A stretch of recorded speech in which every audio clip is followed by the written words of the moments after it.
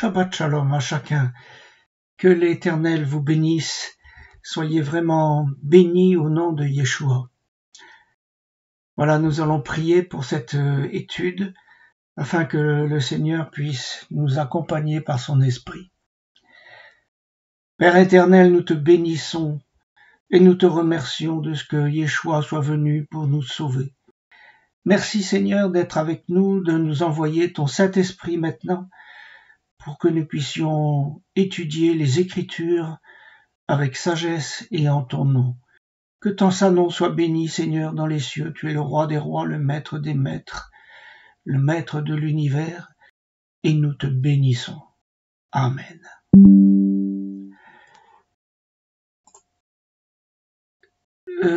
Avant de commencer cette étude, j'aimerais faire une petite préface pour remercier tous ceux et toutes celles qui m'encouragent par les commentaires. Croyez bien que ça me touche profondément, ça m'aide. Et je remercie également le frère qui gère les vidéos ainsi que son site depuis des années avec beaucoup de sérieux et d'amour. Alors merci à vous tous, soyez bénis et que le Seigneur vous encourage aussi. Je voudrais également vous expliquer une chose. C'est que le Seigneur m'a demandé par 3 fois, et dans des circonstances complètement indépendantes, et par 3 personnes qui ne se connaissent pas, de faire des ponts entre les chrétiens et le peuple d'Israël. D'essayer de faire aimer Israël aux chrétiens. Parce que nous approchons de la fin. J'aime Yeshua HaMashiach, il est mon sauveur.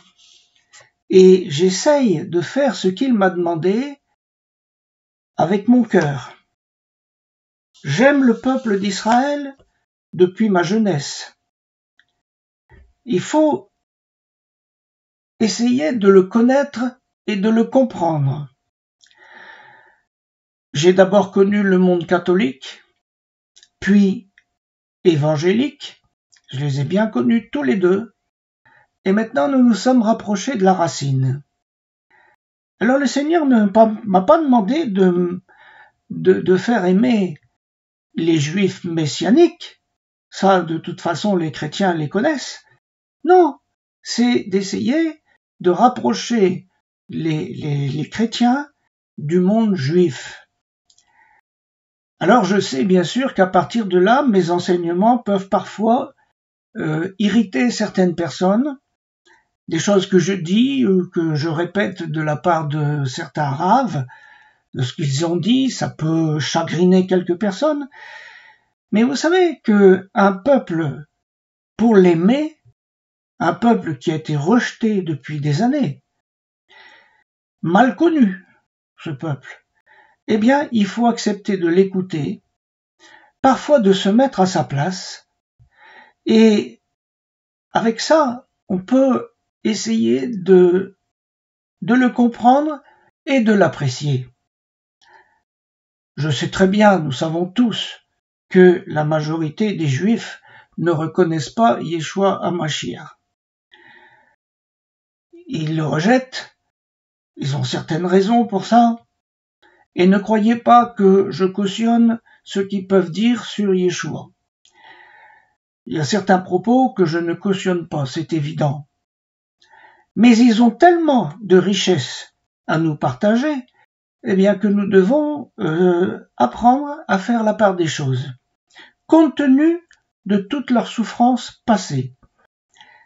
Il y a un proverbe indien qui dit ceci: « Tu ne peux pas juger un homme sans avoir marché 2 lunes d'affilée dans ses mocassins. » Alors, vous voyez, c'est ce que le Seigneur m'a demandé, et je n'en changerai pas, bien entendu, puisque c'est lui qui me l'a demandé. Et je termine cette préface en disant que je ne force personne à écouter mes enseignements. Chacun est libre, et je respecte les choix de chacun. Donc soyez bénis, shalom à tous, et puis que faites vos choix. Vous êtes libres, mais vraiment libres. Amen. Voilà, maintenant je vais faire une introduction sur cette étude qui, vous allez le voir, est assez particulière. Je l'ai intitulée « Complexe mais divin ». Le monde est complexe, mais tout ce qui s'y passe est divin. Oui, le monde et son évolution sont complexes. L'être humain est complexe, ainsi que toute la création. Tout est imbriqué en plus et interdépendant. Ce qui fait que c'est tellement compliqué que quelquefois on se pose des questions. Mais Seigneur, qu'est-ce que tu veux faire? Qu'est-ce que tu fais? Où es-tu? L'être humain a reçu le libre arbitre, nous le savons. Il a reçu aussi l'intelligence, la sechel. Et l'humanité constate, au fil de ses inventions, puisque l'homme est très inventif, que son pouvoir augmente, ses capacités augmentent, et son pouvoir devient immense, à tel point qu'il en oublie bien sûr que Elohim l'a créé, et que c'est lui, Elohim, le maître du monde. Alors on se pose la question suivante, moi je me la pose. Mais comment l'Éternel peut-il conduire le monde pour aboutir à ce qu'il a annoncé d'avance dans les prophéties, alors qu'il a donné le libre arbitre à l'humanité et un pouvoir tel qu'il a quasiment la capacité d'empêcher que ces choses se réalisent? Comment Dieu fait-il pour parvenir à ses fins? C'est là que c'est compliqué. C'est là que c'est intelligent de la part de Dieu. La parole de l'Éternel, la Bible, a parfois été critiquée et ramenée au niveau d'une œuvre humaine. On dit, il y a certains exégètes qui disent oui, ça c'est de Dieu, mais ça c'est une histoire, ça c'est une fable, etc. Et puis on rabaisse. Bon. Mais c'est oublier une chose, c'est que même si ce sont des hommes différents qui ont écrit la Bible, ils l'ont fait sous l'inspiration du Saint-Esprit. Par conséquent, elle est parfaitement cohérente. Même si au premier abord, quand vous lisez la Bible, parfois vous pouvez vous dire « mais elle se contredit, ça et ça c'est le contraire ». Mais non, ça ne se contredit pas, il faut réfléchir. Et le Seigneur a caché là quelque chose.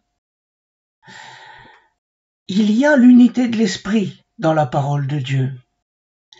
Et il existe un mode, je vais vous en parler un petit peu aujourd'hui, il existe un mode d'étude qu'on utilise rarement chez les chrétiens et qui nous aide à voir la cohérence de la Bible.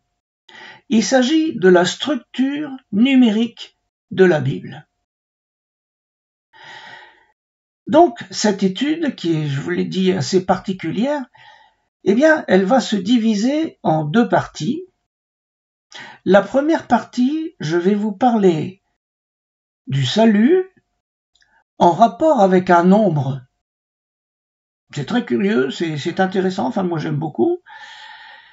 Et la seconde partie, on va essayer d'aborder un peu la façon de faire de Dieu pour parvenir à ses fins alors que l'homme a le libre arbitre et l'homme pourrait empêcher Dieu de faire des choses, tellement il a de capacité. Vous savez, l'Éternel a un projet pour l'humanité et il l'a décrit dans un certain nombre de prophéties bibliques. Et ce projet, c'est d'instaurer un royaume de paix sur terre sous la direction de Yeshua HaMashiach. Et puis, après ce temps de paix qui sera de 1000 ans, comme l'Écriture le dit, eh bien, il va créer des nouveaux cieux et une nouvelle terre, et la nouvelle Jérusalem, qui est l'épouse de Yeshua HaMashiach. Le Seigneur, l'Éternel, a formé, à la suite de l'histoire de Noé, il a formé 70 nations. Plus une nation particulière, Israël. Alors bien sûr, maintenant, actuellement, à l'ONU, il y a 193 États déclarés à l'ONU, membres de l'ONU, mais ces États forment aux yeux de l'Éternel les 70 nations. Et elles sont issues des fils de Noach après le déluge. Dans le désert, le prophète Bilam, certains l'appellent Balaam, mais son vrai nom c'est Bilam, il n'a pas pu maudire Israël. Mais les paroles de l'Éternel sont sorties de sa bouche. Et je vous lis Nombre 23, versets 8 à 9. Comment maudirais-je celui qu'Élohim n'a point maudit? Comment serais-je irrité quand l'Éternel n'est pas irrité?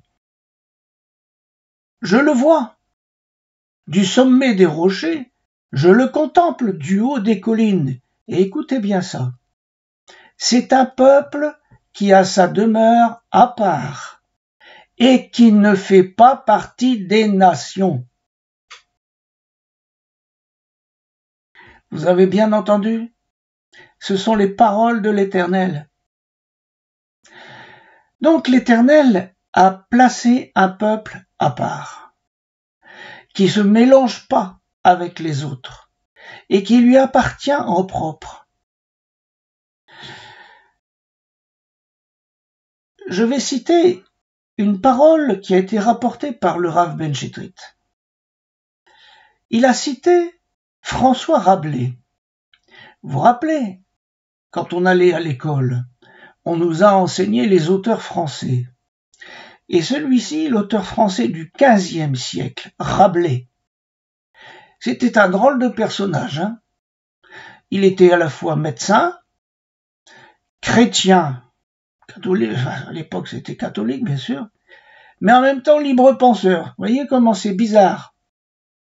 Ecclésiastique, anticlérical. C'est bizarre. Un drôle de bonhomme.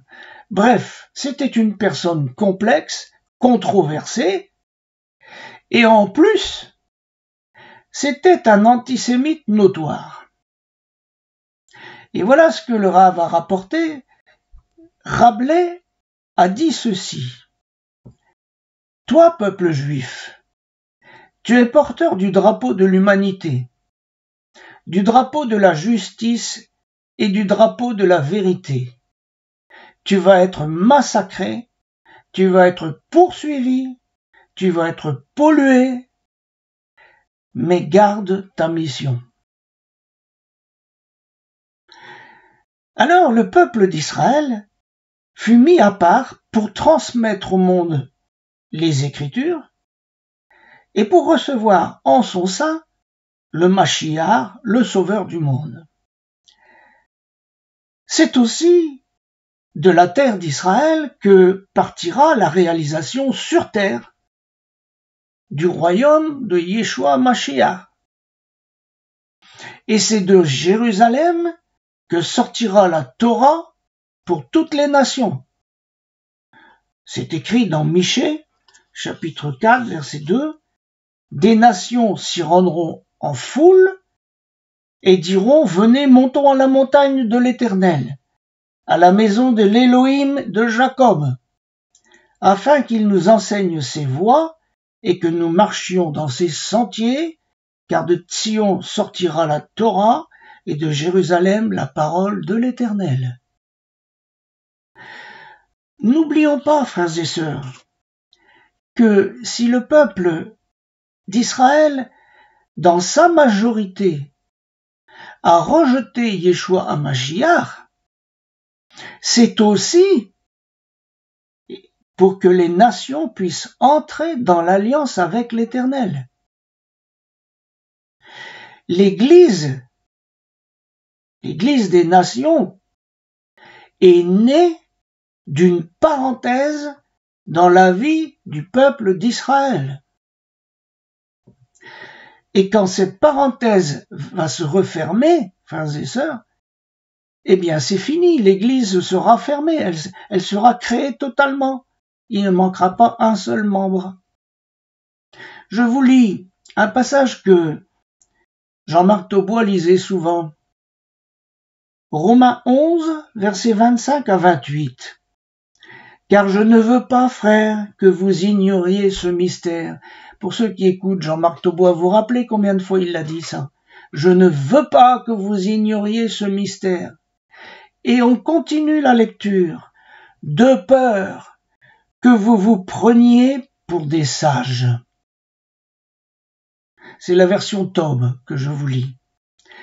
L'endurcissement d'une partie d'Israël durera jusqu'à ce que soit entré l'ensemble des païens, et ainsi tout Israël sera sauvé. Comme il est écrit, de Sion viendra le libérateur, il écartera de Jacob les impiétés, et voilà quelle sera mon alliance avec eux quand j'enlèverai leurs péchés. Par rapport, écoutez bien ça, par rapport à l'évangile, les voilà ennemis, et c'est en votre faveur. Mais du point de vue de l'élection, ils sont aimés, et c'est à cause des pères. Vous voyez comme c'est important ça. Alors, je voudrais maintenant aborder la première partie de l'étude. Je vais parler de la parole de l'Éternel, qui est composée de lettres qui sont séparées par des espaces. Finalement, la parole de Dieu, c'est un immense serpentin, et tout y est utile.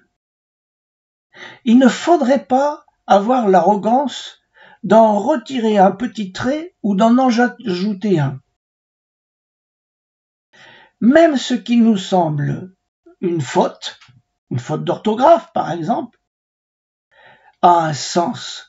Dieu nous parle même dans ces cas-là. Et c'est voulu.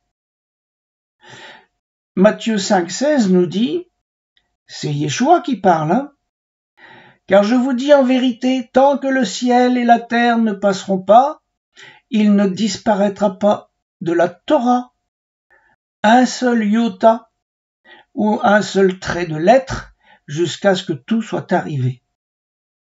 En fait, c'est un seul iode, puisque le iota c'est grec et le iode c'est hébreu.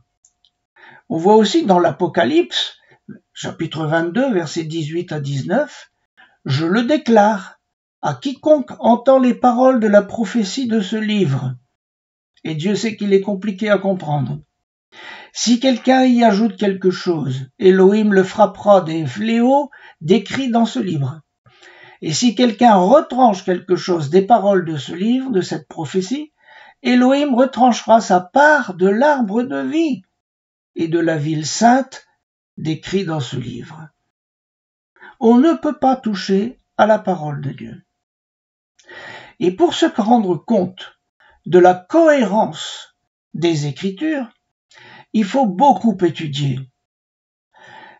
Et surtout dans les langues d'origine.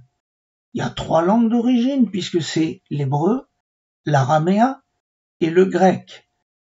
C'est ce qui nous est parvenu, si vous voulez. Je pense personnellement que les évangiles ont été écrits d'abord en hébreu. Mais le grec est un décalque. Mais ce qui est extraordinaire, c'est que la cohérence, et on va le voir avec les chiffres, la cohérence, elle a été maintenue. Et le Seigneur sait que ce sont des textes dans ces langues-là qui nous sont parvenus. Et donc, on voit la signature de Dieu dedans.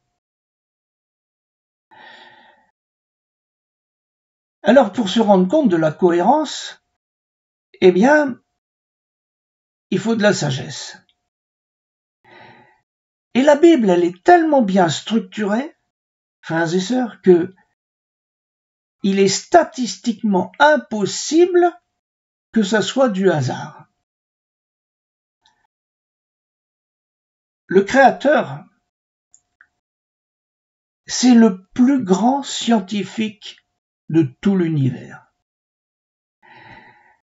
Et pour que le monde dans lequel nous sommes puisse vivre et se maintenir, il a tout calculé et fixé des lois de vie extraordinairement harmonieuses. Il suffit de lire la réponse que l'Éternel donne à Job. Il suffit d'aller voir dans Job 38 à 40. Mais je vous lis Job 38, 4. Où étais-tu quand je fondais la terre? Dis-le si tu as de l'intelligence. Verset 33. Connais-tu les lois du ciel? Règles-tu son pouvoir sur la terre? Et au psaume 119, verset 91, on lit « C'est d'après tes lois que tout subsiste aujourd'hui, car toutes choses te sont assujetties. » Donc vous voyez que l'Éternel a fixé des lois pour que le monde résiste malgré les bêtises des hommes. Alors l'étude du codage des Écritures par les nombres, c'est quelque chose de particulier. Et ça n'est pas là ni pour faire de la divination, ni pour établir des nouvelles doctrines, c'est pas ça. Et je ne fais pas non plus une étude kabbalistique, parce que je vois venir les reproches. Mais pour prouver que le Seigneur parle de différentes manières, eh bien, nous allons voir qu'il a une signature numérique dans les Écritures. D'ailleurs, vous savez que c'est pas moi qui en parle, hein, c'est l'Écriture elle-même, hein, puisque l'Apocalypse nous parle du nombre de la bête, 666. Alors il y a des tas de gens qui se sont rués sur ce nombre et qui se fracassent la tête dessus, mais vous voyez bien que Dieu parle des nombres. Rien que dans le premier verset de la Bible, le tout premier verset, il y a ce qu'on appelle des figures numériques. Par exemple, il y a 7 mots. Bon, bah ça, c'est une figure numérique de 7. Vous voyez? Eh bien, il y a 16 figures de 4, 20 figures de 7, 14 figures de 37 et 7 figures de 73, l'inverse de 37. Dans un seul verset. La probabilité pour que ça se produise est de 1 sur des centaines de milliards. Vous m'entendez bien? Autrement dit, c'est pas du hasard. Et je dis que la parole de Dieu, c'est la parole de Dieu. C'est pas une œuvre humaine. Et il y a des figures numériques à travers toute la Bible, y compris dans le Nouveau Testament, il y a une 60aine de figures numériques. Et c'est logique. Dieu est un mathématicien. Alors, par exemple, pour vous montrer comment on fait, c'est simple, hein. La première lettre vaut 1 dans l'alphabet, la deuxième vaut 2, la troisième vaut 3, etc. C'est comme ça qu'on fait. Hein. Alors, je vous mettrai dans le PDF ce tableau, hein, que je vous montre comme ça. Voilà, c'est le tableau avec les valeurs numériques de chaque lettre en hébreu et en grec, pour ceux qui s'amusent. Bref, la Bible est divine et nous pouvons nous appuyer sur elle avec certitude. Ce n'est pas moi qui ai inventé ça, hein, croyez-le bien, je m'inspire de gens sérieux. Et un des premiers qui a travaillé cette question, c'est un Russe qui s'appelle Ivan Panin, qui a vécu de 1855 à 1942. Il est né en Russie, bien sûr, et c'était un nihiliste, c'est-à-dire qu'il complotait contre le tsar.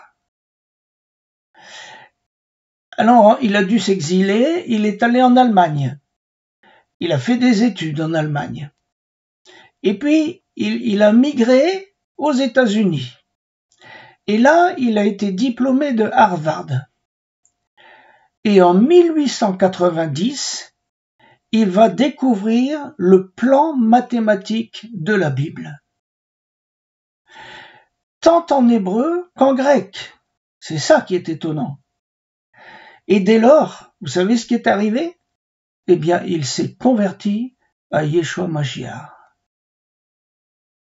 Il a reconnu Yeshua comme le Messie, grâce aux chiffres. Si c'est pas merveilleux, ça? À peu près à la même époque, il y avait un autre chercheur qui s'appelait Grant. En 1887, il écrivait l'introduction dans un livre, La structure numérique de l'écriture.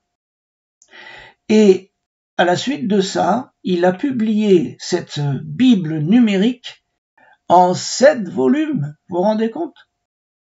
Donc c'est tout un pan de l'étude biblique dont nous n'avons pas l'habitude, nous chrétiens, mais qui est vraiment précieuse.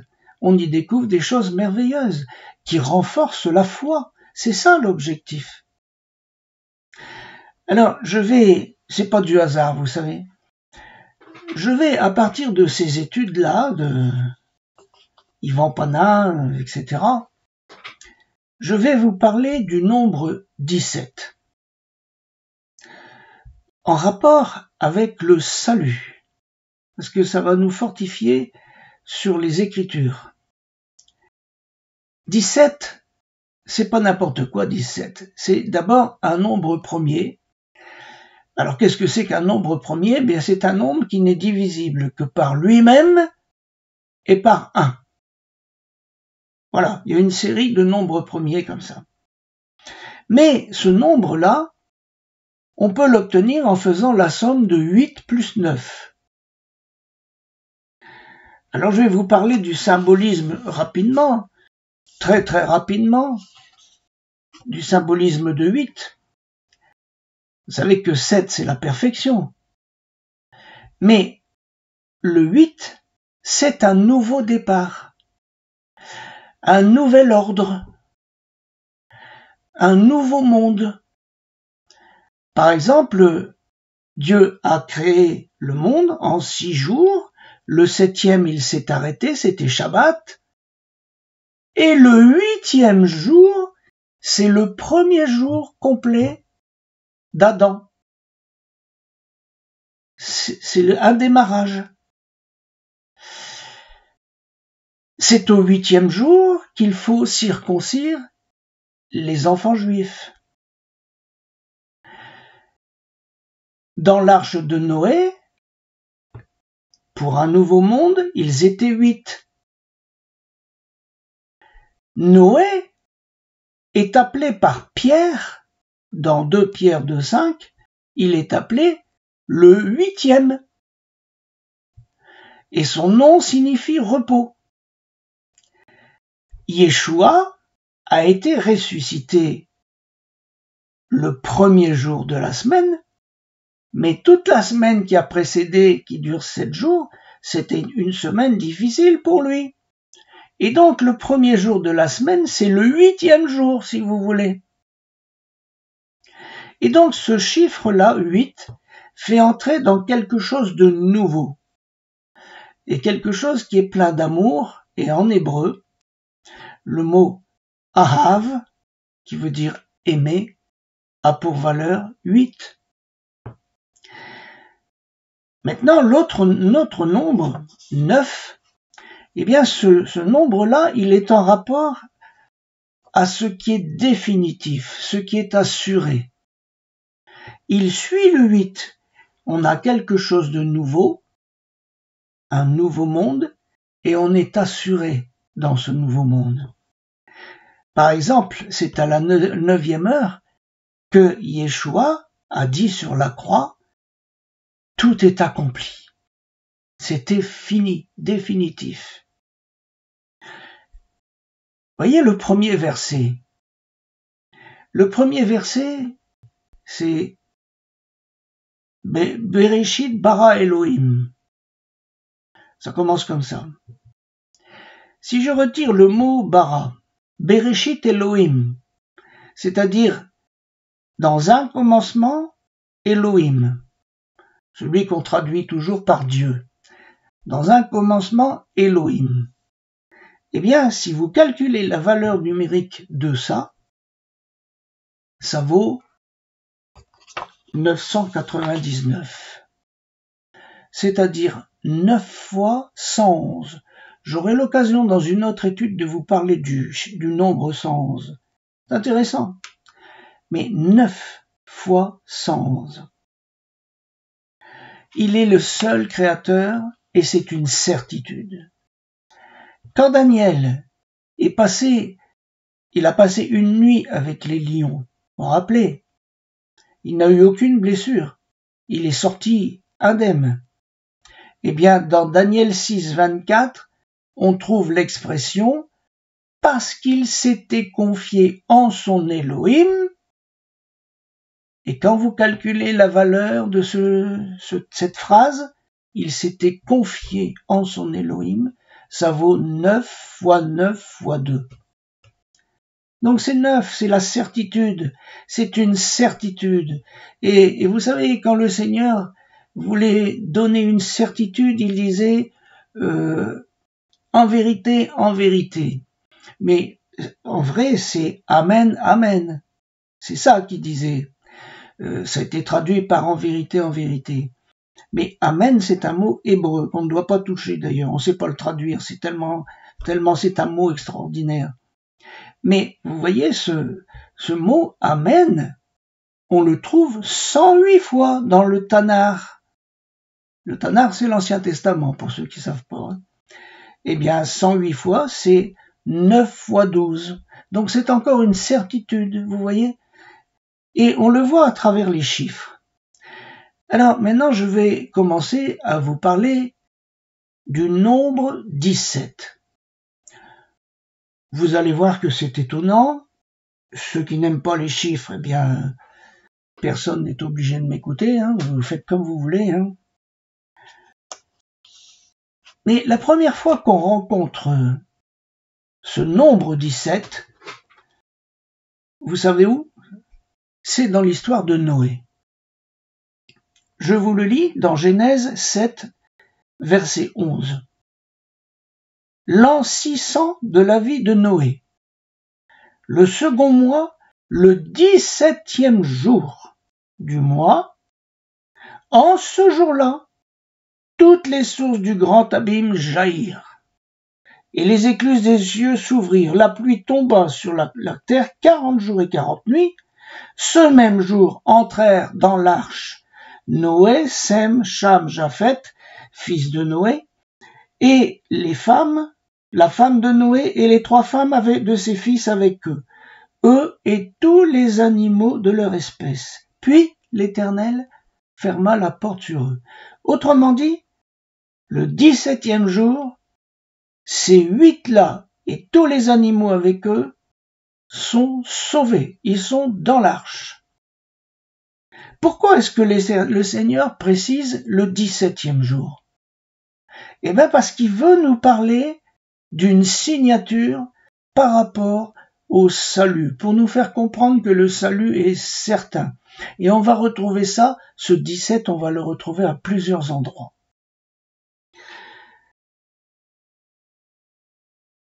Regardez maintenant, il se passe un bon moment, hein. L'arche de Noé flotte. Et puis, il est écrit dans Genèse 8, verset 4, le 7e mois, le 17e jour du mois, l'arche s'arrêta sur la montagne d'Arara. 17. Et pourquoi le Seigneur il dit 17 encore une fois? Mais parce qu'il veut nous parler. Ah, le Seigneur est bon berger. Regardez, Yosef, le patriarche Yosef. Genèse 37, au début du verset 2. Voici la postérité de Jacob. Joseph, âgé de 17 ans, faisait paître le troupeau avec ses frères. Et qu'est-ce qu'on voit là? Encore une figure de 17 quand on parle d'un berger. Or, l'Éternel, le Yeshua Mashiach est le bon berger. Vous comprenez? Donc, le nombre 17 est lié au bon berger, au berger, d'une manière générale. Et là, ça commence avec Joseph. Joseph, c'était un type de Yeshua, le bon berger d'Israël. Donc, ce nombre 17 est en rapport avec les bergers d'Israël, et on voit dans les études, on voit qu'il y a 7 types de bergers qui précèdent le bon berger, Yeshua Mashiach. Et que le Seigneur, Yeshua, est le 8e, comme Noé.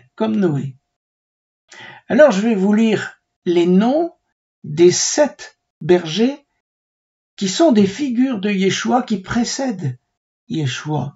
Le premier, c'est Abel. Il était berger.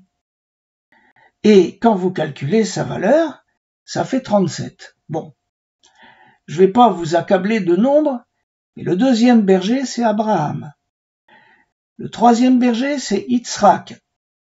Je précise qu'Yitzhak était un cultivateur, mais il était aussi berger. Le quatrième, c'est Jacob. Le cinquième, c'est Joseph. Le sixième, c'est Moïse.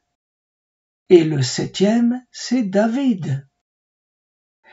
Et frères et sœurs, écoutez bien, si vous calculez la somme des valeurs de tous leurs noms, ça fait 1190. Vous allez dire, ça nous fait du bien de dire ça, mais ça veut dire quoi, 1190? Eh bien, c'est 17 fois 70. C'est pas extraordinaire, ça? Et puis, il y a des jeux de construction avec 17 à travers tous ces noms. Vous savez, c'est pas du hasard. Par exemple, le nom de l'Éternel, le tétragramme, Yod et Vav et, vaut 26. C'est sa valeur numérique. Eh bien, Yitzhak, sa valeur, c'est 8 fois 26. Jacob, c'est 7 fois 26. Et Joseph, c'est 6 fois 26. C'est quand même bizarre, non? Ce sont des chiffres étonnants. Et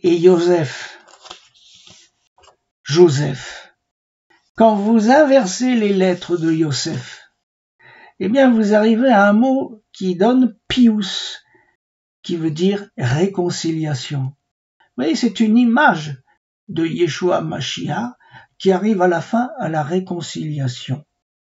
Et moi, je suis partisan de la réconciliation avec Israël. Alors le bon berger, est-ce que il y a une relation de 17 dans les Écritures et surtout dans le Nouveau Testament avec le bon berger? Ben oui, frères et sœurs, et si vous prenez le PDF que vous pourrez trouver, eh bien vous verrez que dans tout le Nouveau Testament, si vous cherchez le mot berger au singulier ou au pluriel, ou pasteur singulier pluriel, eh bien vous allez le trouver 17 fois. Sauf, il y a une 18e fois où l'on parle d'un faux berger, d'un mauvais berger. Mais le bon berger, 17 fois. C'est la signature, vous voyez? C'est la signature de Dieu. Et vous savez que l'arche avait une porte et il nous est dit que c'est Elohim qui l'a fermée. Eh bien, le Seigneur Yeshua Mashiach, lui, il est appelé la porte des brebis. Il a dit, dans Jean 10, 7, Yeshua leur dit encore, en vérité, ou Amen, Amen, je vous le dis, c'est une certitude, je suis la porte des brebis. Eh bien, frères et sœurs, si vous calculez la valeur numérique en grec, parce que c'est ce qui nous est parvenu, de cette expression « je suis la porte des brebis », vous trouvez 3944, c'est-à-dire 17 fois 232, c'est encore un multiple de 17, la signature de Dieu est dedans.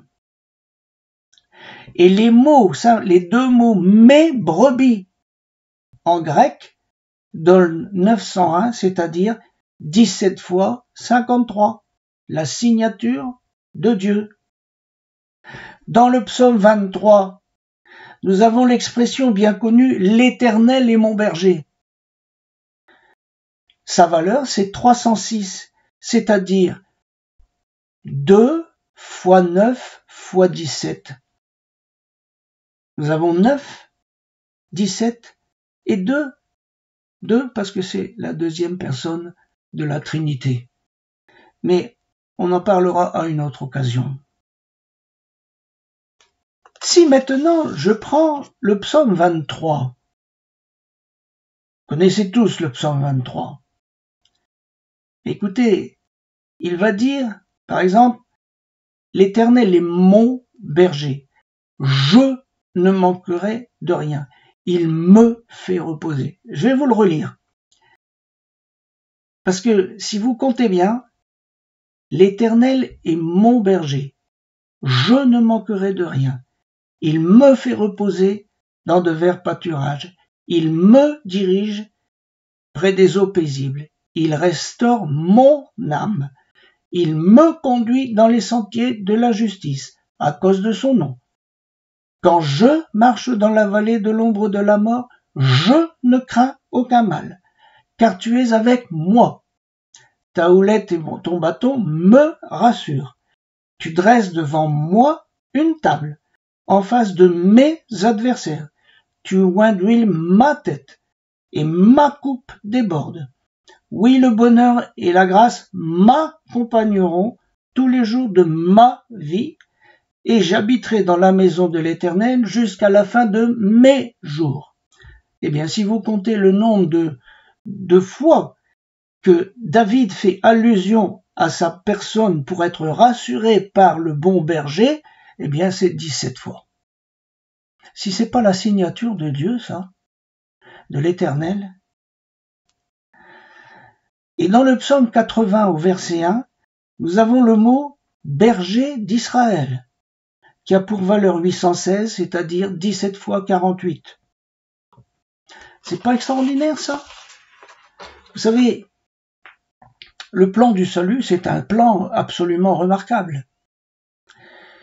Et le Seigneur nous a dit dans Jean 10, versets 28 à 29, « Je leur donne la vie éternelle, et elles ne périront jamais, et personne ne les ravira de ma main. Mon Père qui me les a donnés est plus grand que tout, que tous, et personne ne peut les ravir de la main de mon Père. Je vais vous lire encore un verset. Jean 10, verset 11. Vous connaissez ce verset par cœur. Je suis le bon berger donne sa vie pour ses brebis. Ce verset nous est parvenu en grec. Eh bien, il y a 17 mots dedans. Il y a 68 lettres, c'est-à-dire 4 fois 17. C'est pas du hasard, hein. C'est pas du hasard, hein. Je continue parce que c'est pas fini, la signature de Dieu, elle est partout. Vous savez que lorsque Yeshua a été ressuscité, à un moment donné, il attend les disciples, les apôtres, il les attend sur le bord de la mer. Et il a fait cuire du poisson et du pain. Et je lis dans Jean 21, versets 9 à 11. Lorsqu'ils furent descendus à terre, ils virent là des charbons allumés, du poisson dessus et du pain. Yeshua leur dit, « Apportez des poissons que vous venez de prendre. » Simon-Pierre monta dans la barque et tira le filet plein de 153 grands poissons, et quoiqu'il y en eût tant, le filet ne se rompit point. Je vous rappelle cette histoire. Ils avaient d'abord pêché toute la nuit. Ils n'avaient rien pris. Et donc, quand il faisait noir, ils ne prenaient rien. Et quand la lumière est venue, ils ont vu Yeshua. Et Yeshua leur a dit, retournez et jetez le filet. Et là, ils ont ramené 153 grands poissons. Et bien sûr, c'était que quand le matin était venu, quand la lumière vient, ils pêchent 153 grands poissons. Alors peut-être comme moi, vous vous êtes dit, mais pourquoi 153 ? À un moment donné, j'avais même compris que ça représentait les 153 chapitres de la Torah. Peu importe. Mais c'est pas ça du tout, frères et sœurs. Vous savez comment on calcule 153 ? C'est 1 plus 2 plus 3 plus 4 plus 5, etc. jusqu'à 17. Si vous aimez compter, faites-le, vous verrez. Ça fait 153. Alors, le Seigneur, vous savez, il a donné aux disciples la mission d'être des pêcheurs d'hommes. Et 153, ça symbolise quoi ? D'abord, le filet, il ne s'est pas déchiré. C'est-à-dire qu'il n'y en a pas un qui a été perdu. Et dans la série qui va de 1 à 17, il en manque pas un.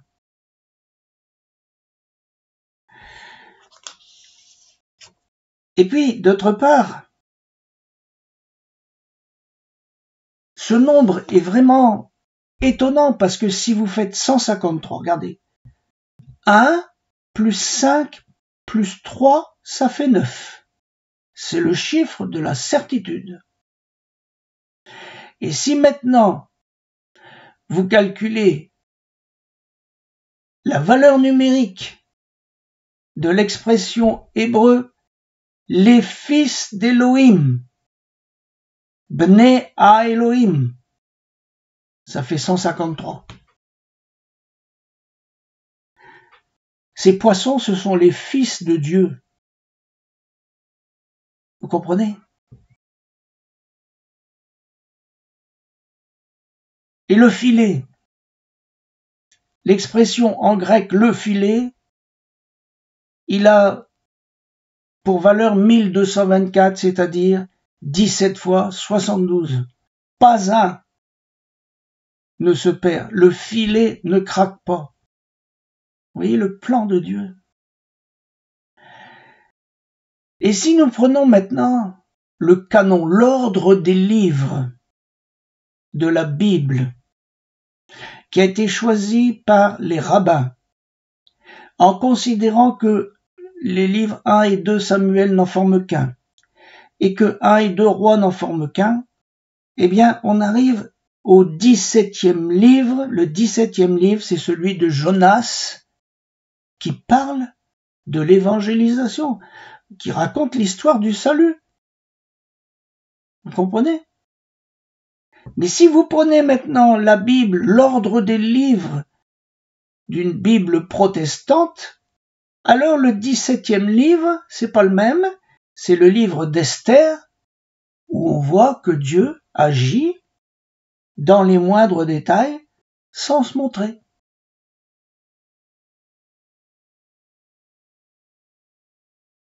Le Seigneur est vraiment extraordinaire, il a mis sa signature pour que nous soyons certains d'être sauvés, frères et sœurs. Je vais continuer encore un peu avec cette affaire de 17. Dans la Bible, un des plus grands prophètes, c'est Jérémie. Irmeyahu ou Irmeya, ça dépend. En tout cas, la fin du nom, c'est Yah qui est le nom contracté de l'Éternel. Et le début de son nom a pour racine Ramam, qui signifie être élevé, s'élever, exalté. Donc le mot Jérémie, le prophète Jérémie, son nom signifie celui qui est exalté, c'est Yah.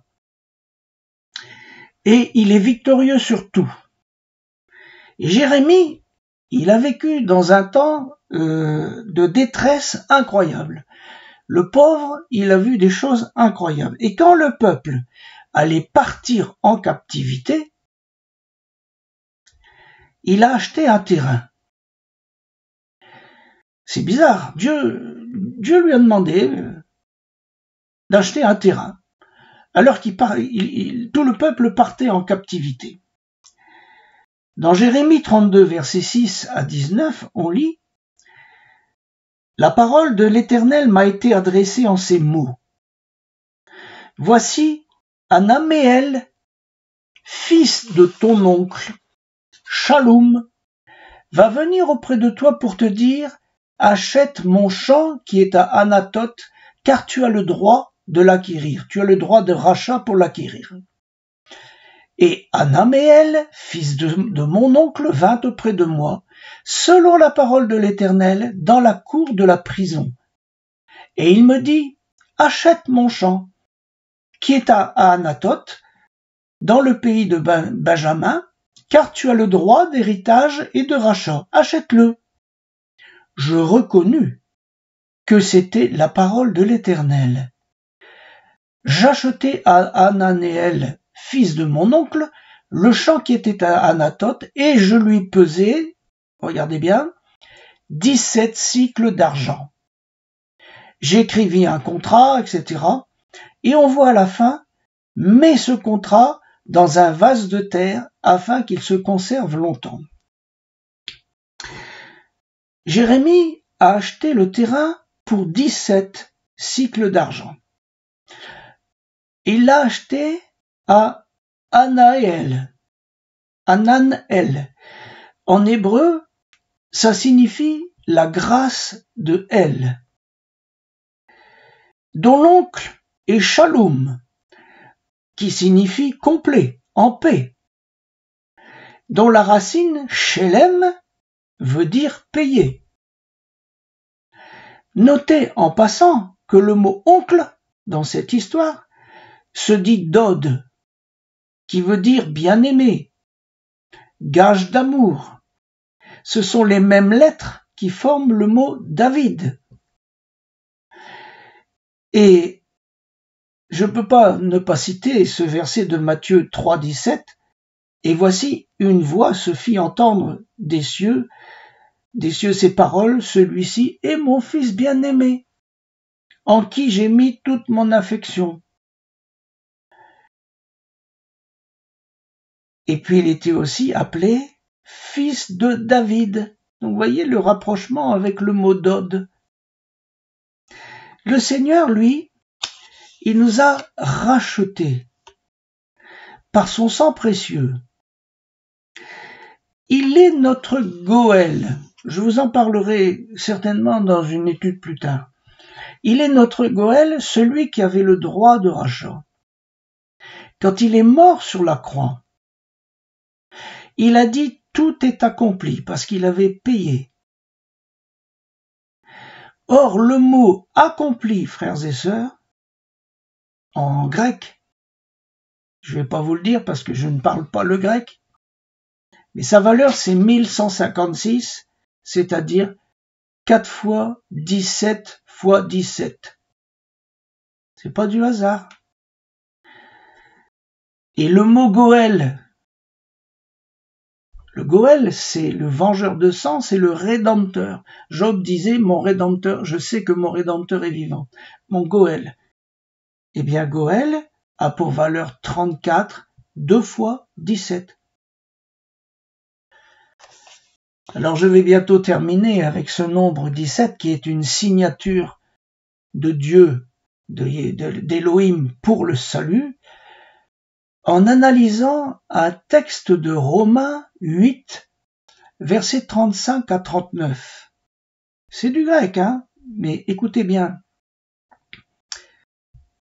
Qui nous séparera de l'amour de Christ? Sera-ce la tribulation? Je vais les compter, hein. L'angoisse, la persécution, la faim, la nudité, le péril, l'épée. Selon qu'il est écrit, c'est à cause de toi qu'on nous met à mort tout le jour, qu'on nous regarde comme des brebis destinées à la boucherie.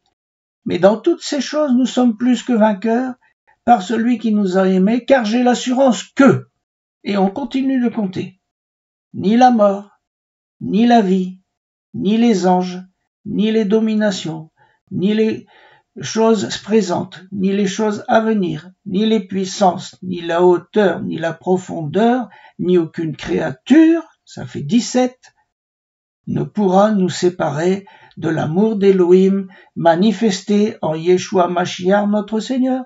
Ça fait 17, c'est la signature. C'est extraordinaire.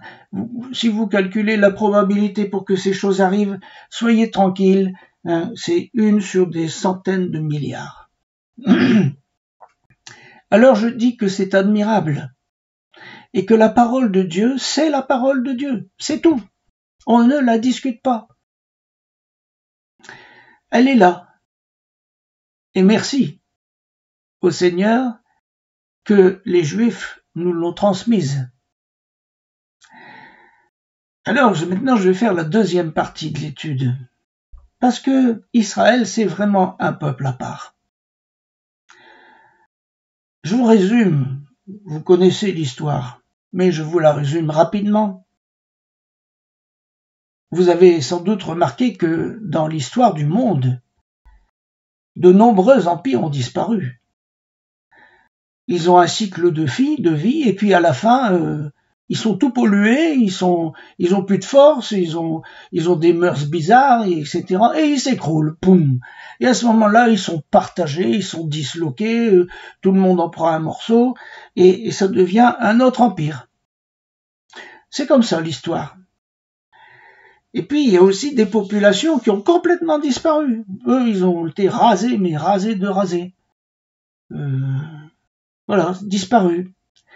Et c'est d'ailleurs la raison pour laquelle les 70 nations bibliques sont maintenant passées en 193 États à l'ONU. Et puis il y en a d'autres qui sont pas... Mais le peuple d'Israël, lui, il a été créé comment? Il a été créé par Moïse en sortant d'Égypte. Parce que avant c'était une famille. Moïse a reçu la Torah au mont Sinaï, ce qui a permis, c'est une loi, ce qui a permis de structurer une famille en un peuple, une nation. c'est la nation d'Israël. Et 40 années plus tard, ils sont entrés dans la terre promise, et là, ça a été une théocratie, c'est-à-dire un royaume dont le roi était l'Éternel. Jusqu'à ce que ça tourne mal, bien sûr, parce que ce peuple a voulu être un royaume comme les autres royaumes. Donc il a demandé à un roi de chair et d'os. Et puis, vous connaissez l'histoire, il y a eu les rois, et ensuite, ils se sont partagés en deux, suite à des affronts faits à l'Éternel. Ils ont été divisés en deux, le royaume du Nord, appelé Israël, encore Éphraïm, et le royaume du Sud, appelé Juda. Vous connaissez l'histoire. Éphraïm, le Nord, va être déporté par les Assyriens en 732 avant Jésus-Christ. C'est ce qu'on appelle les 10 tribus perdues. Juda, lui, il va être déporté à Babylone pendant 70 ans à partir de 597 avant Jésus-Christ. Et puis beaucoup plus tard, les Romains vont détruire le temple qui aura été rebâti par le roi Hérode en l'an 70 et les Juifs vont être dispersés dans le monde entier. Et c'est ainsi qu'ils se sont retrouvés dispersés pendant 2000 ans, en gros, dans le monde entier. On en trouve partout, dans toutes les nations. Alors je me pose la question, mais comment se fait-il, comment Dieu a-t-il fait pour que ces gens qui ont été dispersés dans le monde entier puissent recréer à notre époque un État souverain qui réapparut en 1948, l'État d'Israël. Comment Dieu, l'Éternel, a-t-il fait ça? Comment l'Éternel a-t-il fait pour garder le peuple juif en vie, dans sa religion, avec sa langue, et puis toutes ses traditions? Comment se fait-il que les tribus perdues, alors vraiment perdues, mais il y en a carrément, ils sont même devenus musulmans, comment ça se fait qu'on les retrouve maintenant un petit peu à la fois et qu'elles rentrent en Israël? Et c'est pas fini, il y en aura beaucoup. Alors vous allez me dire, oui, c'était écrit. Oui, mais comment est-ce qu'il a fait? Bien sûr que c'est écrit. Les promesses de Dieu sont écrites et elles se réalisent toujours. Mais vous savez que l'homme a le libre arbitre. Alors pourquoi ils n'ont pas choisi de se perdre dans les nations, de se mélanger aux nations? C'est quand même extraordinaire ça. Il y en a toujours. Bien sûr, il y en a qui se sont perdus dans les nations. Mais ils auraient pu tous choisir de se perdre dans les nations. Ils l'ont pas fait. Quand ils sont sortis d'Égypte, vous savez que on voit dans les Écritures qu'il n'y en a que 20% qui sont sortis. 80% sont restés ou sont morts là-bas. Ça a été pareil au retour de Babylone. Ça a été un retour très partiel. Beaucoup ont préféré faire des affaires à Babylone. Ça marchait bien, leurs affaires. Comme maintenant, vous voyez, beaucoup de Juifs qui sont aux États-Unis n'ont pas envie de rentrer. Ils n'ont pas envie parce qu'ils font des affaires ailleurs.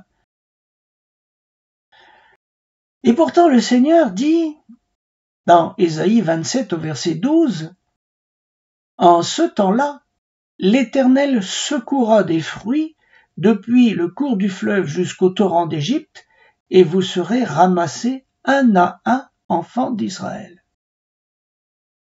Ça veut dire, frères et sœurs, que la puissance de l'Éternel pour réaliser son plan du salut est plus grande que le libre arbitre qu'il a donné aux hommes.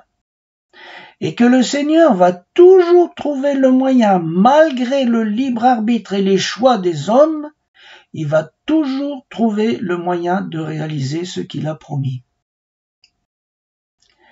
C'est ça la grandeur de l'Éternel. Il surpasse toute intelligence.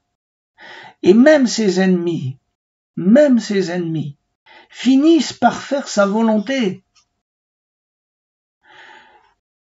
Malgré leur choix, malgré leur haine. Je vous lis dans Ésaïe 55, verset 9, un verset que vous connaissez bien.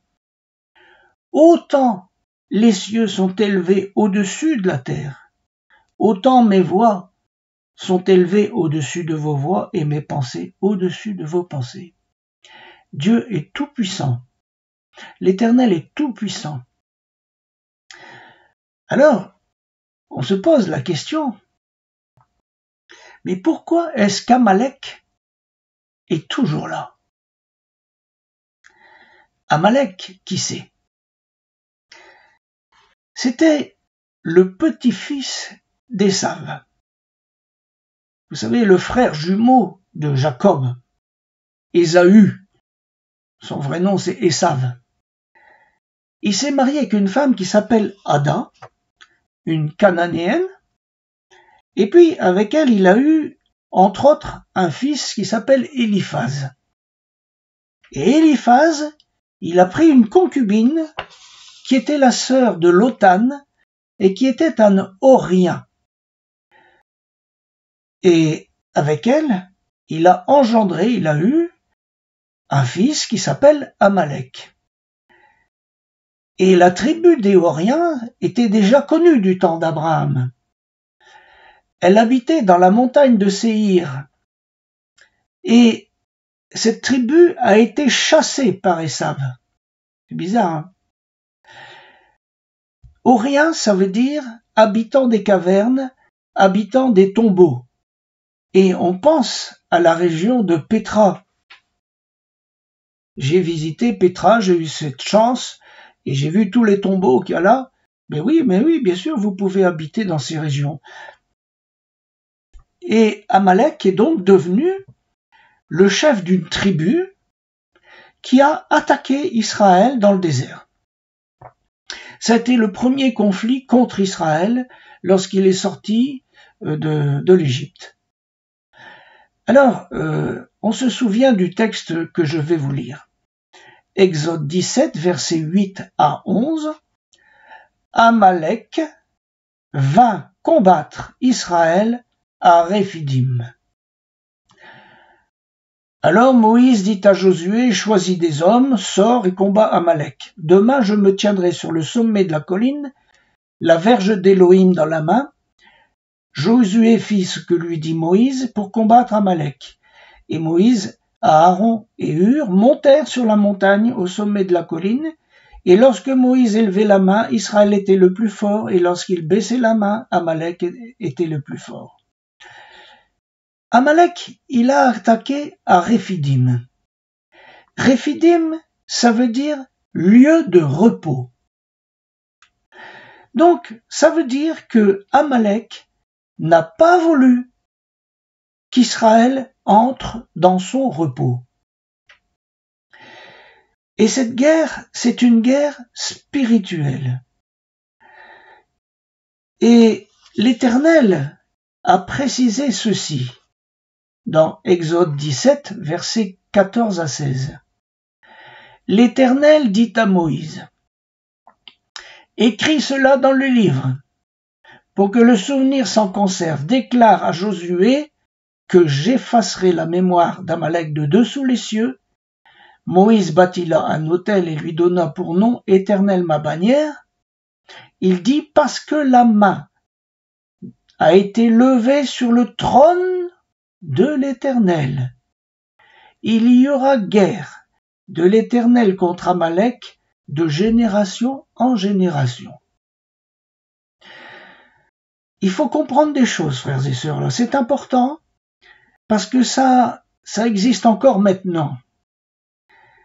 on voit que Amalek va attaquer de génération en génération. Ça veut dire que ça n'est pas un homme, mais que c'est un esprit au même titre que le roi de Perse. Vous vous rappelez, dans l'histoire de Daniel, on parle du roi de Perse. Et ce roi de Perse, c'était un ange. Eh bien, Amalek, c'est un être spirituel qui s'attaque au trône de l'Éternel et qui ne veut pas qu'Israël entre dans sa paix. Or, les Écritures nous disent qu'Israël, c'est un peuple à part. Et que mieux que ça, Zacharie 2:8, car ainsi parle l'Éternel des armées, après cela viendra la gloire, il m'a envoyé vers les nations qui vous ont dépouillés, car celui qui vous touche, touche la prunelle de mon œil. Vous comprenez pourquoi le Seigneur veut que je vous parle d'Israël? C'est la prunelle des yeux de Dieu. Même s'ils n'ont pas encore reconnu Yeshua. Et s'ils n'ont pas reconnu encore Yeshua, c'est pour que les nations puissent encore rentrer dans l'alliance. Il faut bien comprendre ça. Au fil des siècles, la tribu d'origine amalécite, elle a disparu, bien sûr. Mais Amalek, c'est un être spirituel. Et il attaque à chaque génération comme Dieu l'a dit.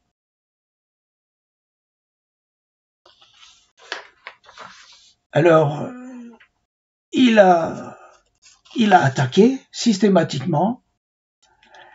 Et j'ai déjà fait une étude sur Amalek. Mais à chaque génération, il prend un nouveau visage. Mais à chaque fois derrière, on a un mot générique qui est antisémitisme.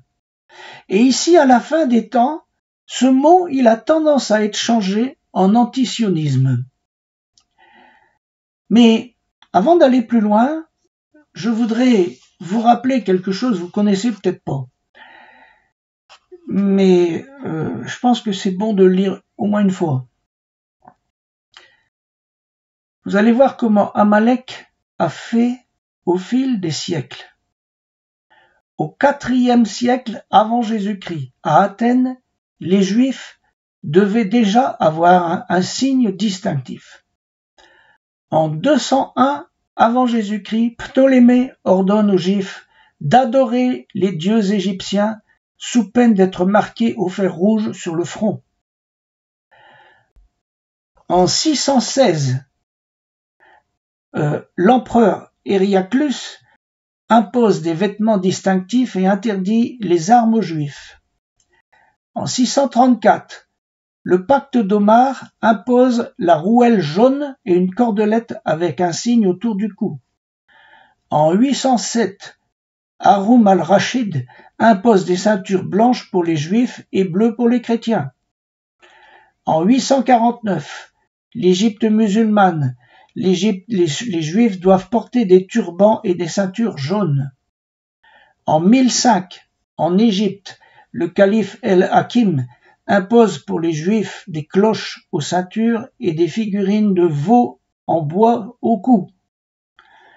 En 1165 au Maroc, la dynastie des Almohades impose une gabardine bleue et un châle jaune sur la tête. En 1215, le concile de Latran ordonne de porter la rouelle jaune et qui symbolise les 30 deniers de Juda. En 1267, au concile de Vienne, les Juifs doivent avoir un bonnet pointu. En 1269, Saint Louis impose 2 signes jaunes, un sur la poitrine et un dans le dos. En 1371, les Juifs sont déclarés marqués. En 1394, Charles VI bannit les Juifs de France. En 1405, on impose la rouelle rouge.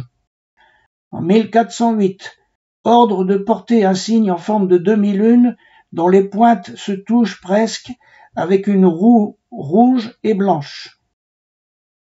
En 1492 au Maroc, les Juifs doivent avoir des habits ternes. En 1516, décret du 29 mars à Venise, fondation du ghetto et obligation de porter la rouelle jaune et un chapeau pointu rouge. Au XVIe siècle, à Prague, l'étoile jaune est obligatoire. Au XVIIe siècle, à Carpentras, les Juifs doivent avoir un chapeau jaune et assister à des sermons chrétiens. Au XVIIe et XVIIIe siècle, en Tunisie, une chéchia noire, en Italie, des chapeaux ronds, et puis plus tard, la calotte blanche. Avant la Révolution, chapeau jaune et foulard jaune en travers de la poitrine. En 1797, bonnet jaune et brassard avec l'étoile de David. Napoléon les remplace par une rosette tricolore. Il permet aux Juifs d'être enseignés et de pratiquer leur religion. Il supprime les ghettos, notamment à Rome, Venise, Vérone et Padoue. En 1892, en Iran, les Juifs sont interdits de sortir les jours de pluie pour que l'impureté ne se répande pas. Vous vous rendez compte? En 1918, au Maroc, les Juifs portent des babouches noires et doivent marcher pieds nus en dehors de leur quartier. En 1940, brassard blanc obligatoire. 1941, en Croatie, les Juifs doivent avoir une bande bleue sur le revers de leur veste. En 1942, le 29 avril, l'étoile jaune obligatoire. À Auschwitz, les Juifs sont numérotés et tatoués au bras. J'ai voulu vous relire ça, pour que vous vous rendiez compte qu'à chaque génération, Amalek a frappé. L'antisémitisme, c'est un esprit extrêmement méchant. Il n'a aucune explication rationnelle. Aucune. C'est pourquoi Amalek, comment il fait? Eh bien, il va soulever des peuples, des organisations politiques. Les gens se font manipuler par Amalek, des organisations religieuses, des chefs d'État, etc., de manière à faire du tort à Israël et à essayer de l'empêcher de rentrer dans son repos et d'accomplir les plans de l'Éternel pour le monde. Je rappelle que Israël est une nation à part. Ça ne veut pas dire meilleure. Vous comprenez ça? Cependant, un des symboles d'Israël, c'est l'huile d'olive. Et vous ne pouvez pas mélanger l'huile et l'eau. Quoi que vous fassiez, si vous mélangez, vous secouez, l'huile va toujours se flotter. Elle est à part. Et c'est dans sa nature, c'est comme ça. Mais pour produire l'huile, il faut un pressoir. Et ce pressoir, c'est Amalek. Par exemple, lorsqu'Hitler s'est mis en chasse des Juifs, même les religieuses catholiques d'origine juive, elles ont été aussi emmenées dans les camps d'extermination. Pourquoi? Parce qu'on ne change pas la nature d'un fils ou d'une fille d'Israël. D'ailleurs, Amalek, qui est un esprit, reconnaît les âmes juives. J'en ai parlé dans l'étude qui s'appelle les étincelles, si ça vous intéresse. Alors, nous arrivons maintenant à la fin des temps. Et vous voyez que ce qui monte dans le monde, c'est l'antisionisme. Et il faut comprendre ça. L'État d'Israël est un vrai miracle. Il a été proclamé le 14 mai 1948 par Ben Gurion, et c'est un miracle que le vote à l'ONU ait été positif. Mais dès le lendemain, écoutez bien, dès le lendemain, les guerres contre cet État, qui était à peine né, ont commencé. Je ne vais pas refaire toute l'histoire, mais vous voyez que en ce début d'année 2025, ce petit État a déjà dû faire face à 11 guerres. Et si on compte les différents conflits avec Gaza, on est dans la 11e guerre actuellement. 1948, 1956, 1967, 1973, au Liban 1982, 2006, à Gaza 2008, 2012, 2014, 2021, 2023, qui se continue maintenant, et je compte pas les intifadas. Donc, le conflit qui dure maintenant depuis plus d'un an, bien sûr, c'est le plus difficile. Et l'Iran, le roi de Perse, a planifié depuis des années la destruction d'Israël et la prise de Jérusalem pour que le grand Mahdi puisse venir. Et sous une apparence humaine et matérielle, ces guerres sont des guerres spirituelles. Et l'objectif, c'est d'empêcher le Seigneur de venir s'asseoir sur son trône à Jérusalem, Yeshua, parce qu'à ce moment-là, Israël rentrera dans son repos. Vous comprenez? Et Amalek, il s'attaque pour empêcher le repos et il s'attaque au trône de l'Éternel. Donc, c'est la raison pour laquelle l'antisémitisme s'est transformé en antisionisme. Parce que Sion, c'est là que se trouve le trône sur lequel Yeshua va s'asseoir. Je rappelle une chose, frères et sœurs. Peut-être vous n'avez pas fait attention. Il est écrit dans 1 Chronique 29, verset 23. Salomon s'assit sur le trône de l'Éternel, comme roi à la place de David, son père. Salomon s'assit sur le trône de l'Éternel. Le trône de l'Éternel, il est à la fois dans les cieux et il est à Jérusalem. Et Yeshua, lorsqu'il va revenir, il va s'asseoir sur ce trône. Le trône de David. Et l'objectif d'Amalek, c'est d'attaquer ce trône. Je vous rappelle le verset, Exode 17, 16, l'Éternel dit, parce que la main est levée sur le trône de l'Éternel, il y aura guerre de l'Éternel contre Amalek.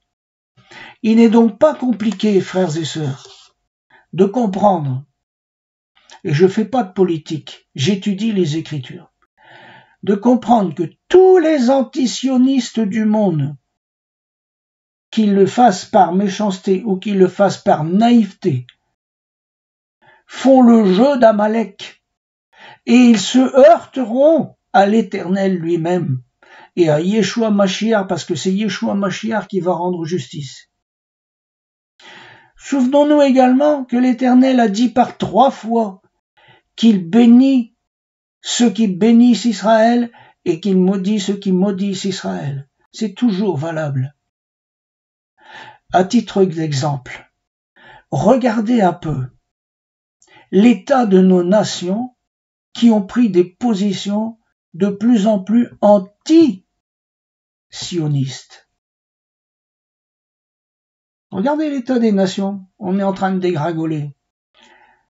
Alors bien entendu, vous allez penser, mais oui, mais Israël n'est pas innocent, mais je sais très bien.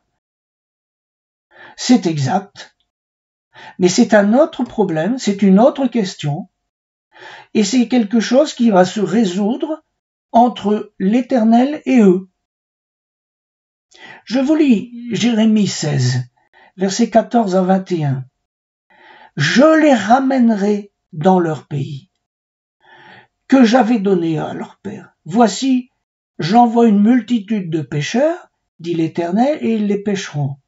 Et après, j'enverrai une multitude de chasseurs, et ils les chasseront.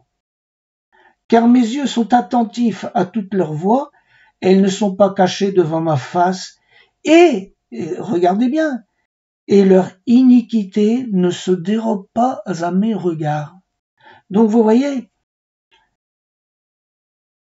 Dieu dit, je leur donnerai d'abord le double salaire de leur iniquité et de leur péché. L'iniquité d'Israël, l'Éternel s'en occupe, mais ce n'est pas à nous en occuper. Et ce texte nous montre que l'Éternel, pour ramener les fils d'Israël chez eux utilisent d'abord des pêcheurs. Donc c'est des gens qui vont dire mais rentrez chez vous, faites ça. Ils sont bien gentils ces gens-là. Et puis après, ceux qui veulent pas rentrer, ce sont les chasseurs. Et qui sont les chasseurs? Eh bien tous ceux qui obéissent à Amalek. Quand l'Éternel décide que c'est le moment de rentrer au pays, il utilise d'abord la manière douce et ensuite la manière forte avec les chasseurs. Et qui donc sont les chasseurs, sinon tous les antisémites de la terre? Mais bien sûr. Et le chef des chasseurs, Amalek, il est associé au roi de Perse. Il est associé aussi à Ismaël qui veut pas. Il est associé aussi à Esav, le frère de Jacob. Et c'est pourquoi, et puis beaucoup d'autres, et c'est pourquoi malgré eux, vous voyez frères et sœurs, les ennemis d'Israël associés à Amalek font l'œuvre de l'Éternel. Vous allez dire, mais comment ça? Eh oui, les sages d'Israël disent qu'Amalek, c'est le chien de berger d'Israël. Amalek est le chien de berger d'Israël. Vous allez dire, mais comment c'est possible ça? Eh bien oui, à chaque fois que les Juifs ne veulent plus être Juifs, tiens, Amalek, il apparaît, et ils sont attaqués par ce chien, et qui les ramène dans l'enclos. Regardez, à l'époque d'Hitler, lui c'était un Amalek, beaucoup de Juifs allemands à l'époque pensaient que l'Allemagne c'était la nouvelle terre promise. Ils s'éloignaient de plus en plus de la Torah. Et quand Hitler a pris le pouvoir, les 3 premières lois qu'il a décidées, c'était obliger les Juifs de mettre Israël sur leur passeport, d'interdire aux Juifs de faire le commerce le samedi, et d'interdire d'épouser des femmes non juives.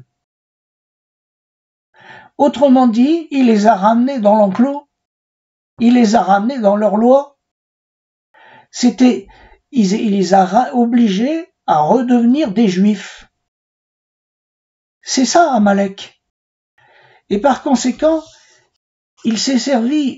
l'Éternel s'est servi tout au long de l'histoire d'Amalek pour maintenir les fils d'Israël dans leur religion, dans leur foi, parce que c'était pas encore le moment de reconnaître Yeshua HaMashiach. Si c'est pas extraordinaire, ça, Autrement dit, Amalek, il obtient le contraire de ce qu'il veut. Il en est de même au moment de cette terrible guerre en ce moment. De nombreux juifs, frères et sœurs, retournent à la Torah. Alors qu'ils ne voulaient plus en entendre parler, que c'était devenu des laïcs à fond la caisse, mais non, ils retournent à la Torah qu'ils avaient abandonnée. Et quand l'iniquité d'Israël, on sait qu'elle est grande, le Seigneur le sait, il le connaît, ce sont ses enfants. Eh bien, c'est une question qui se règle entre eux et l'Éternel. Je sais très bien, frères et sœurs, je sais très bien que le peuple d'Israël va se tromper de Mashiach.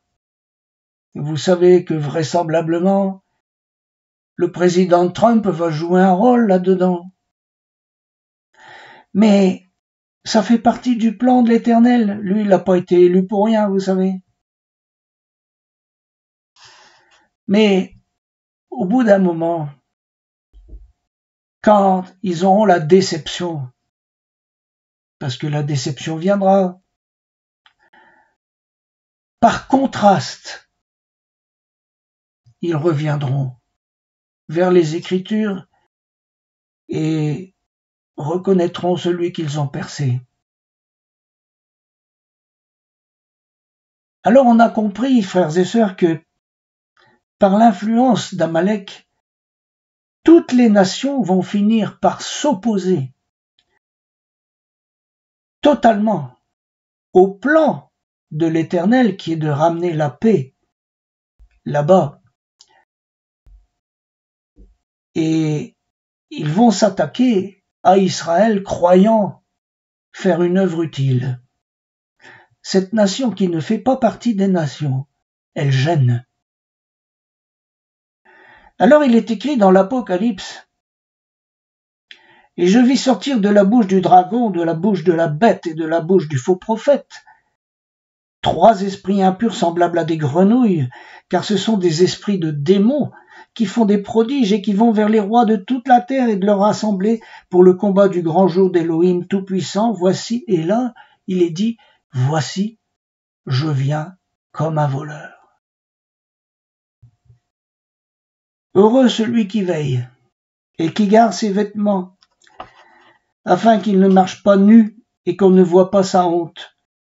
Ils les rassemblèrent dans un lieu appelé Armageddon, et nous connaissons l'histoire. La phase finale est donc un temps où Dieu va purifier son peuple d'Israël. Et en même temps, Yeshua Mashiach va faire un grand jugement, le jugement de l'Éternel contre les nations qui se seront opposées. Celles-ci ne se rendent pas compte actuellement. Le monde ne se rend pas compte que l'Éternel a un chef d'armée qui s'appelle Yeshua Mashiach, et que cette armée, elle est invisible, elle est dans les cieux, mais elle est la plus puissante qui n'a jamais existé. C'est l'armée céleste. Et c'est ainsi qu'Amalek sera détruit, puisqu'il n'aura plus aucune utilité en tant que chien de berger d'Israël.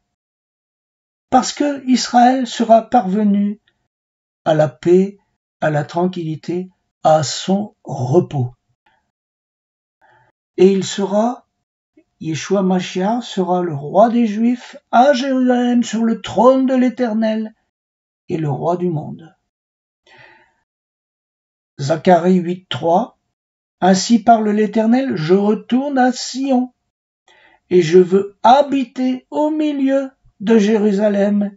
Jérusalem sera appelée ville fidèle, et la montagne de l'Éternel des armées, montagne sainte. » Alors je vais conclure cette étude, frères et sœurs, qui est un peu longue, j'en reconnais. Nous savons que les événements de la fin des temps sont douloureux, comme un accouchement. Mais les Écritures sont formelles, et nous l'avons vu au début de cette étude avec les chiffres. Elles sont divines, les paroles de l'Éternel. Elles ne peuvent pas nous tromper. Par conséquent, il y a des guerres, des bruits de guerre, des famines, des tremblements de terre, etc., comme annoncé. Mais l'Éternel veille sur la réalisation de son plan, malgré le libre arbitre qu'il a donné aux hommes. Et ce libre arbitre qui donne le choix aux hommes d'entrer dans la famille de Yeshua à Mashiach ou non, il oblige parfois l'Éternel à changer son moyen de faire, changer son chemin pour parvenir à ce qu'il a décidé. Mais c'est pour ça que tout nous paraît complexe. Et que c'est pour ça aussi que les prophéties sont quelquefois difficiles à comprendre, parce que les chemins changent au fil du temps. Mais tout ce qui est écrit se réalisera, car l'Éternel est tout-puissant. Soyez bénis, vraiment que la paix demeure dans vos cœurs. Ayez la certitude que si vous avez donné vos vies à Yeshua Mashiach, eh bien vous êtes sauvés. Que l'Éternel vous bénisse. Amen.